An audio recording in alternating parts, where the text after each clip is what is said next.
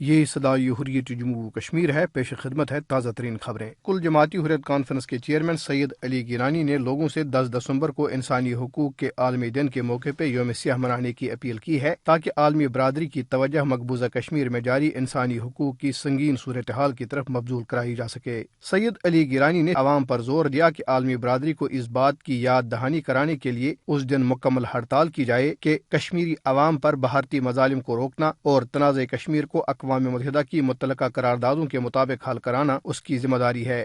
انہوں نے کہا کہ انسانی حقوق کا عالمی اعلامیہ جس کی اقوام متحدہ کی جنرل اسمبلی نے 10 دسمبر 1948 کو منظوری دی تھی، ہر انسان کے حقوق اور آزادی کے لیے سنگ میل کی حیثیت رکھتا ہے، لیکن اس عالمی دستاویز کے باوجود کشمیری عوام کے سیاسی اور انسانی حقوق مسلسل پامال کیے جا رہے ہیں۔ سید علی گیلانی نے کہا کہ کشمیری عوام کے حق خود ارادیت سے مسلسل انکار انسانی حقوق کی سب سے بڑی خلاف ورزی ہے۔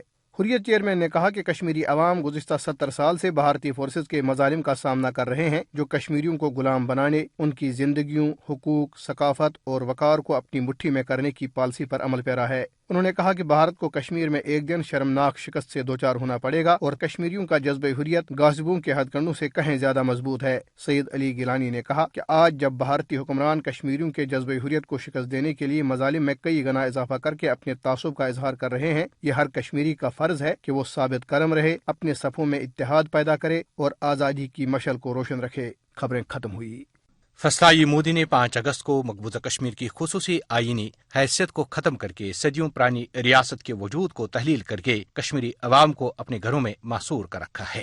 اہل کشمیر مودی کے اس جبر کو قدم قدم پر چیلنج کر رہے ہیں۔